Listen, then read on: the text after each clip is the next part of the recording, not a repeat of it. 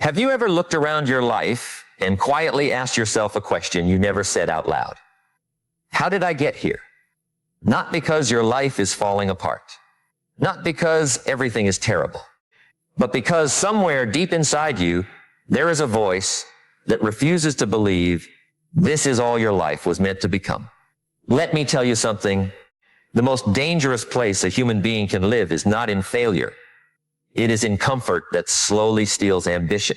It is waking up every morning, doing the same things, thinking the same thoughts, carrying the same excuses, until one day you realize years have disappeared while your dreams remained exactly where you left them. Think about this for a moment. Life rarely changes because of one dramatic event. It changes because of the principles you practice when nobody is watching.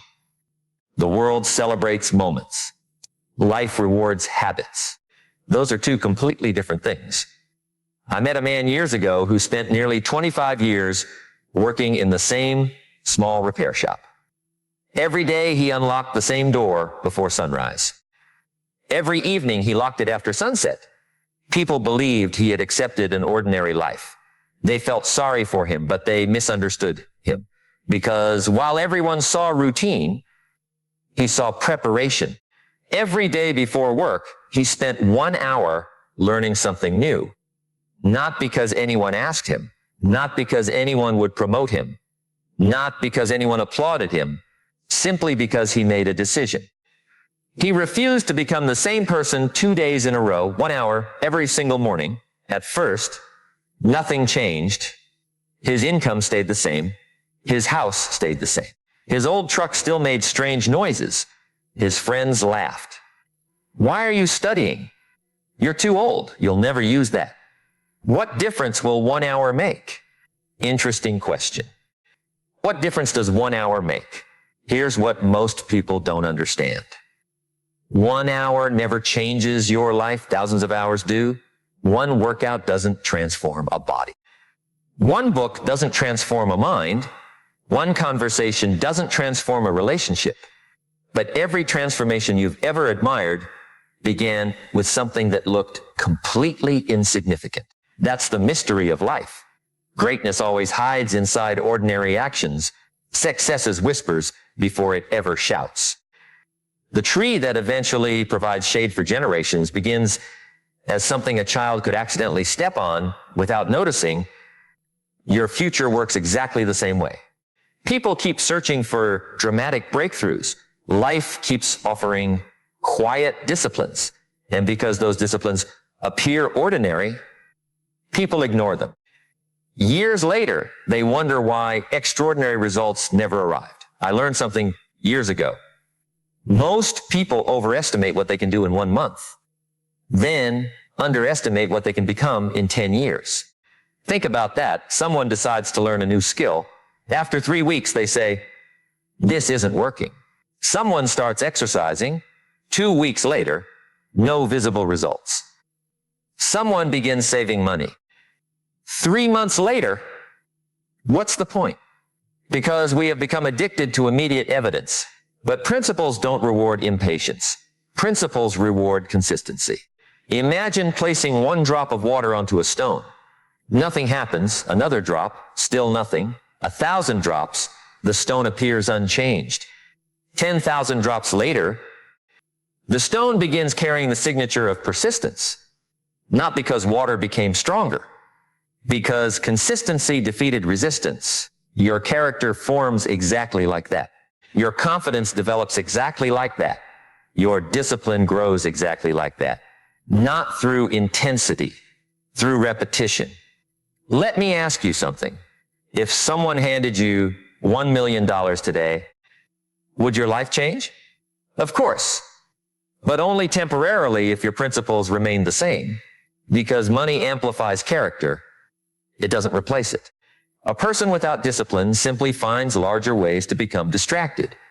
A person without wisdom simply makes more expensive mistakes. A person without purpose simply feels emptier inside a larger house. That's why changing circumstances before changing yourself is like repainting a cracked foundation. The color changes, the structure doesn't. Here's what most people don't understand. You are not building a successful life. You're building the person capable of creating one. Those are different projects. Everyone wants the results. Very few are willing to become the person those results require. There was a young woman who dreamed of becoming an architect. She carried sketchbooks everywhere. Beautiful ideas. Wonderful imagination. Years passed. Nothing happened. Not because she lacked talent, because every evening she waited until she felt inspired. Sometimes inspiration visited. Most days it didn't. One afternoon she met an elderly builder.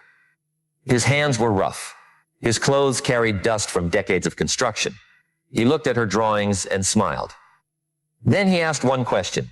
Do you build when inspiration arrives, or do you build until inspiration arrives? Everything changed. She stopped waiting. Every morning, she worked, whether she felt creative or not, whether she felt confident or not, whether anyone believed in her or not. Years later, people admired her success. They called her gifted. They called her fortunate. They never saw the mornings when motivation never showed up, but commitment did. Think about this. The bridge between dreams and reality is rarely excitement. It is responsibility. Because excitement is emotional. Responsibility is intentional. One disappears with your mood. The other survives your mood. That's why principles matter. Your feelings change. Your principles guide you anyway. You don't need to feel disciplined to act with discipline. You don't need to feel courageous to take courageous action. You don't need confidence before beginning. Confidence often arrives because you began, not before life has an unusual way of rewarding movement. Imagine standing at the bottom of a mountain before sunrise. Everything is dark. You can only see a few steps ahead. If you refuse to move until you can see the entire path, you'll stand there forever. But if you trust those first few visible steps, the path keeps revealing itself. Life doesn't usually illuminate the whole journey. It illuminates enough for the next decision. That requires faith, not necessarily religious faith. Faith in growth, faith in effort. Faith that today's invisible investment becomes tomorrow's visible reality. I remember meeting an old gardener who never hurried.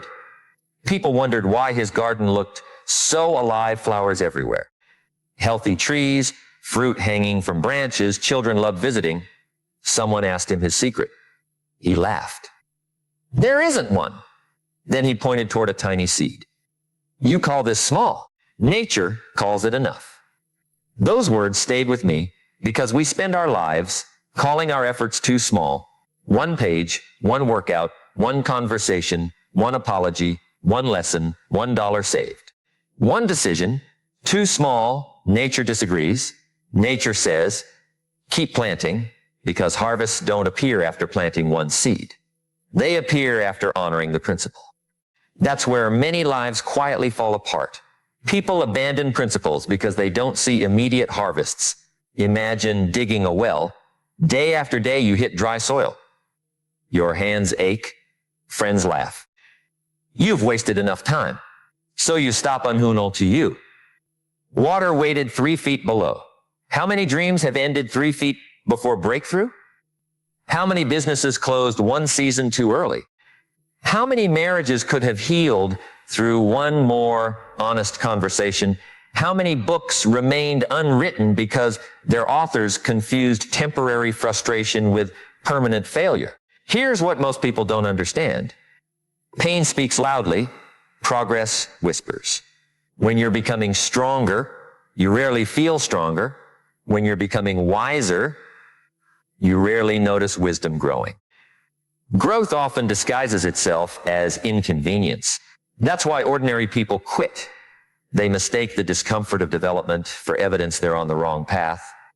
The athlete feels sore. The student feels overwhelmed. The entrepreneur feels uncertain. The parent feels exhausted. The artist feels misunderstood. And because discomfort arrives, they assume they're failing.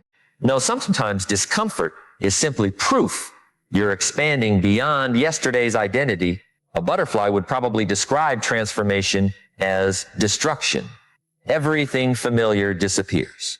The old form dissolves. Nothing feels stable. Imagine leaving the cocoon halfway through because change became uncomfortable. You'd never discover the wings waiting on the other side. Many people abandon personal growth exactly there. Not because transformation isn't happening, because transformation doesn't always feel beautiful while it's happening. Let me tell you another principle. Protect your attention as if your future depends on it, because it does. Attention is becoming one of the rarest resources in the modern world. Everyone wants a piece of it. Advertisements, notifications, opinions, argument, breaking news, entertainment, comparison, fear. Someone is always trying to rent space inside your mind. The question is, who owns your thoughts? Imagine your mind as a magnificent garden. Every conversation plants something. Every book plants something. Every video plants something. Every friendship plants something. Now imagine allowing strangers to scatter random seeds across your garden every single day. Would you be surprised if weeds appeared? Of course not. Yet people do exactly that with their minds. Then wonder why peace feels so difficult to find. I once watched an old violin maker work in complete silence. Hours passed, no music. Only careful hands, every movement intentional. Someone asked him why he never rushed. He smiled without looking up. If I hurry this part, the instrument will sing poorly for decades. That answer wasn't only about violins. It was about people. Every hurried decision leaves echoes. Every thoughtful decision creates harmony you'll hear long after the moment has passed. Principles teach you to think beyond today. That's maturity. Children ask, what do I want now? Wisdom asks, what kind of life am I creating? Those questions produce completely different futures. Think about this for a moment. Every action casts two shadows. One appears immediately. The other appears years later. Eating healthy today may feel inconvenient now. Its second shadow might be energy 20 years from now. Learning a new skill today may seem slow. Its second shadow may become opportunity when others are unprepared. Speaking kindly to someone today may seem ordinary. Its second shadow could become a lifelong friendship. The tragedy is that most people judge principles by their first shadow instead of their second. And because the immediate reward feels small, they never stay long enough to witness what patient living can create. There was a father who wanted his son to become responsible. Instead of giving endless lectures, every Saturday morning he invited the boy to help repair old bicycles they found abandoned. The son complained, "This is boring." The father simply smiled and kept working. Weeks became months. Months became years. The bicycles improved. Then something unexpected happened. The boy began repairing things that had nothing to do with bicycles. Broken fences, old furniture, neighbors' tools. One day he said something remarkable. "I guess I just don't like leaving broken things broken." His father nodded quietly, because the lessons had never been about bicycles. It had been about identity. That's another principle. You become what you repeatedly practice, not what you occasionally admire, not what you post online, not what you promise every New Year's Day. You become what your ordinary Tuesdays reveal, because ordinary days write extraordinary destinies. People often wait for perfect seasons, perfect timing, perfect confidence, perfect circumstances. Yet life keeps whispering, begin where you are, use what you have, become who you're capable of becoming from this very moment, because perfection has delayed more dreams than failure ever has. And once you understand that, another realization begins to unfold, one that changes the way you look at every setback you've ever experienced. Because what if the obstacles you spent years trying to avoid were quietly teaching you the very principles your future will one day depend on? Think about the seasons of your own life for a moment. Think about the conversations that hurt, the opportunities that disappeared, the mornings you questioned your own ability, because sometimes the lesson is never hiding inside the victory. Sometimes it is hidden inside the road that almost made you turn around, and that's where something remarkable begins to happen, because the person who learns to see difficulty as a classroom instead of a prison starts making decisions that everyone else overlooks. Let me explain what I mean. There is a difference between experiencing difficulty and becoming defined by difficulty. One shapes you, the other traps you. And the choice between the two is rarely made in one dramatic moment. It is made quietly, in the privacy of your own mind, every single day. You wake up, something doesn't go according to plan. Maybe the opportunity disappears. Maybe someone disappoints you. Maybe you gave everything you had and still didn't receive the result you hoped for. Now you stand at a crossroads that no one else can see. One road whispers, "This is proof you should stop." The other whispers, "This is part of becoming." From the outside, those two people may look exactly the same. Inside, they are walking toward completely different futures. Here's what most people don't understand. Your greatest battles are rarely fought against other people. They are fought against the stories you keep telling yourself. Think about this for a moment. Imagine two bricklayers working on the same building. Someone asks the first man, "What are you doing?" He answers, "I'm stacking bricks." The second man is asked the exact same question. He smiles and says, "I'm building a place where families will create memories for generations."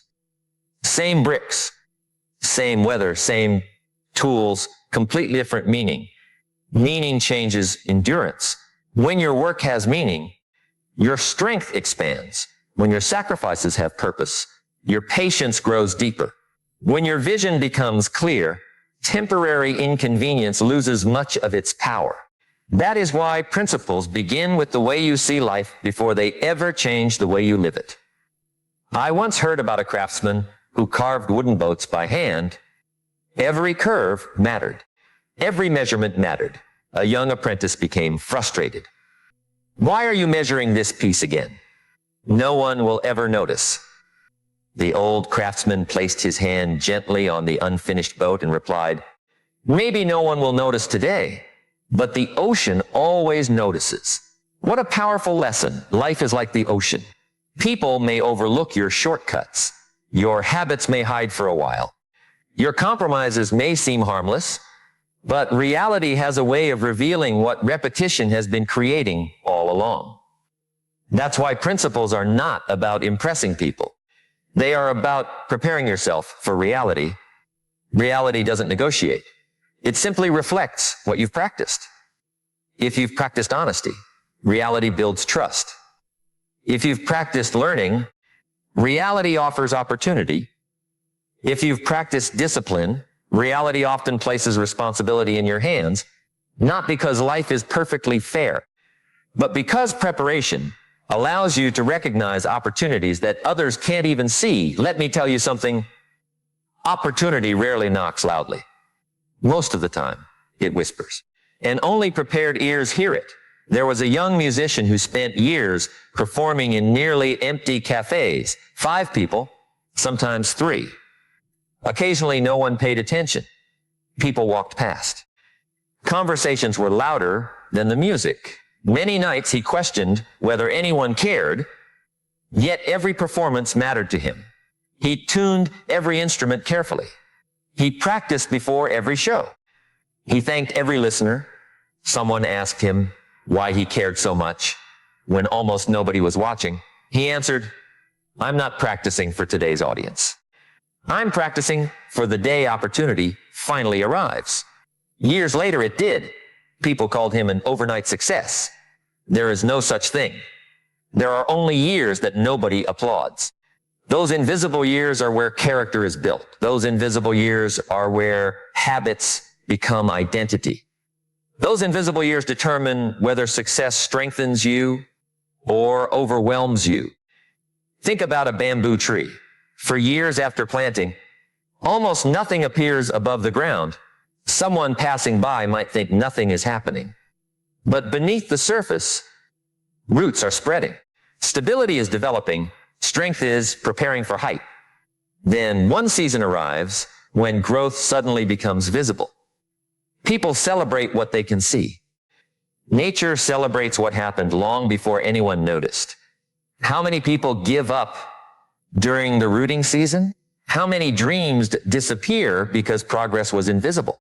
Here's what most people don't understand. Invisible progress is still progress. The child learning to read doesn't notice each new connection forming inside the brain. The athlete doesn't feel every muscle adapting.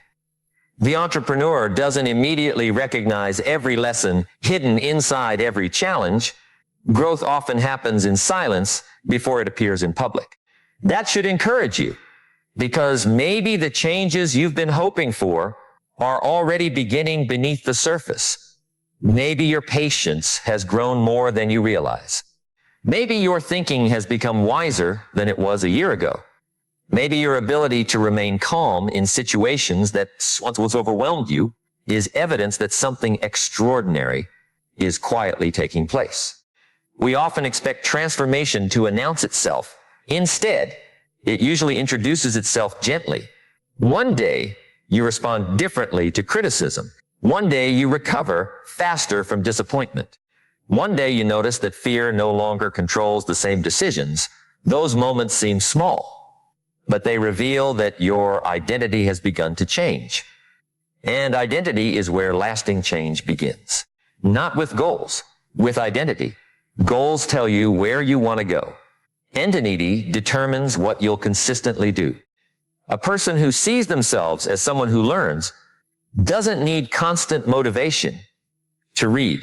A person who sees themselves as someone who keeps promises doesn't constantly negotiate with discipline. A person who values integrity doesn't need an audience to do the right thing.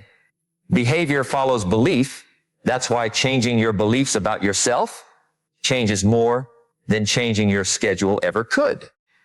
I remember speaking with an elderly teacher who had spent decades helping struggling students. Someone asked her, "How do you help children believe in themselves?" She smiled thoughtfully before answering. "I don't begin by telling them they're extraordinary. I begin by helping them keep one small promise to themselves." One small promise. Think about that. Not 10 promises. Not a complete transformation overnight. Just one promise. Write one chapter, walk 1 mile, wake up when you said you would, finish what you started. Speak kindly, shows up again tomorrow.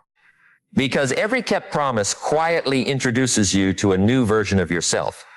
Every broken promise teaches the opposite lesson. That's why confidence isn't built by positive thinking alone. Confidence grows when your actions repeatedly prove your words can be trusted, including the words you speak only to yourself. Imagine hiring someone who constantly made promises they never kept. Eventually, your trust would disappear. Now imagine doing that to yourself for years. I'll start Monday. I'll exercise tomorrow. I'll save next month. I'll apologize later. Every delayed promise chips away at self-trust. Then people wonder why confidence feels distant. Confidence isn't always missing.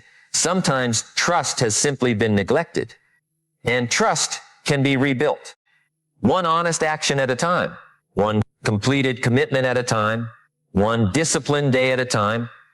Let me tell you another principle that quietly changes everything. Guard your environment. Not because the world is full of bad people, because environments are powerful teachers. Plant a seed in fertile soil, and its chances improve.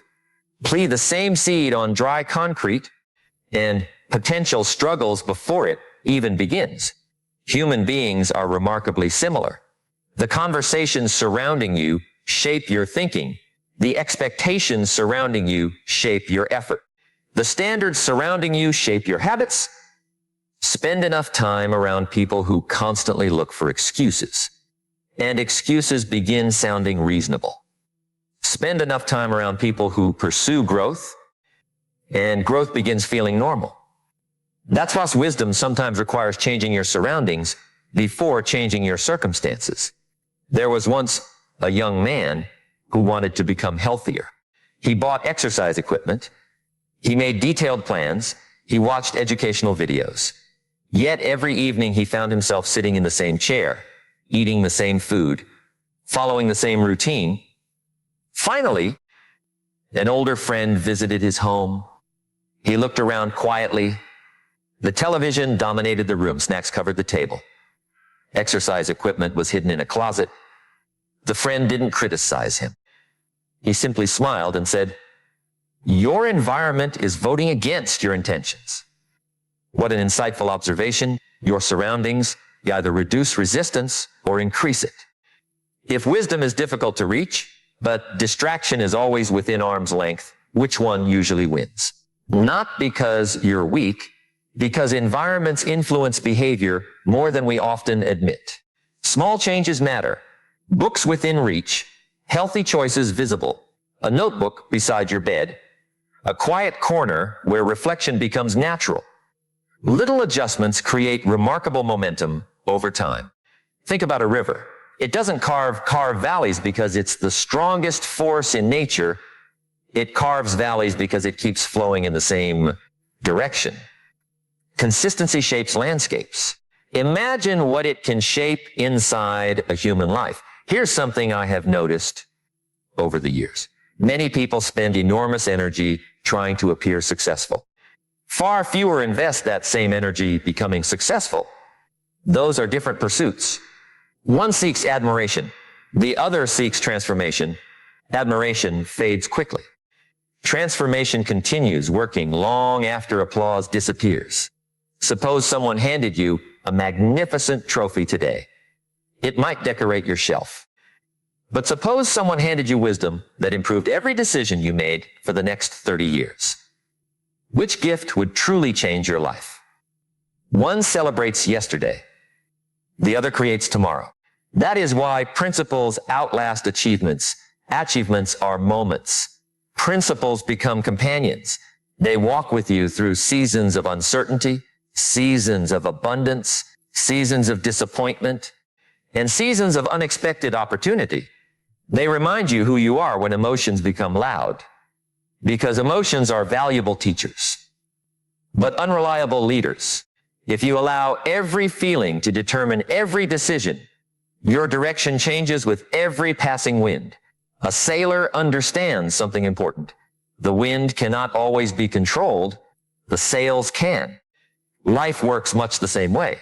Circumstances arrive unexpectedly. Responses remain your responsibility. And once a person truly understands that distinction, something remarkable begins to happen. Complaining slowly loses its attraction. Blaming becomes exhausting. Waiting feels less satisfying than acting. You begin asking different questions. Not, why is this happening to me? But, what is this moment inviting me to become? That single shift changes everything. Because every challenge now carries possibility. Every disappointment contains instruction. Every delay becomes an opportunity to strengthen patience instead of surrendering hope. I remember hearing about an elderly clockmaker whose workshop was filled with hundreds of ticking clocks. Every sound was slightly different, yet together they created a strange harmony. A visitor asked him why he never rushed his repairs. The old man picked up a tiny spring, held it in the palm of his hand, and quietly said, "People think the hands move the clock. They don't. The smallest hidden pieces decide whether time is measured well." He wasn't only talking about clocks. He was talking about life. The conversations nobody hears, the choices nobody applauds, the disciplines nobody notices. Those hidden pieces are quietly measuring the direction of your future. And once you begin respecting those invisible moments, you start discovering that real change is not waiting for some extraordinary event to arrive from the outside. It has already begun the moment you decide that every ordinary day deserves extraordinary intention. Because from that point forward, You stop asking whether today's effort is big enough, and you begin asking a far more powerful question. If I become just a little wiser today than I was yesterday, what kind of person will I become after 100 ordinary days? Not 100 perfect days. Not 100 easy days, 100 ordinary days where you simply refuse to stop becoming. Think about that. We often imagine that life is transformed by extraordinary moments, yet most of our lives are not lived in extraordinary moments. They are lived in ordinary mornings, ordinary conversations, ordinary decisions, ordinary responses. And that is exactly where your future is being written. Let me tell you a story. There was an elderly woman who lived in a small village. Every morning before sunrise, she walked the same path carrying 2 empty buckets suspended from a wooden pole across her shoulders. One bucket was perfectly made. The other had a small crack. Every day, by the time she reached home, the cracked bucket had lost nearly half its water. For years, the cracked bucket felt ashamed. One morning, if that bucket could have spoken, it might have said, "I've failed you every single day." But the woman smiled. She pointed to one side of the road.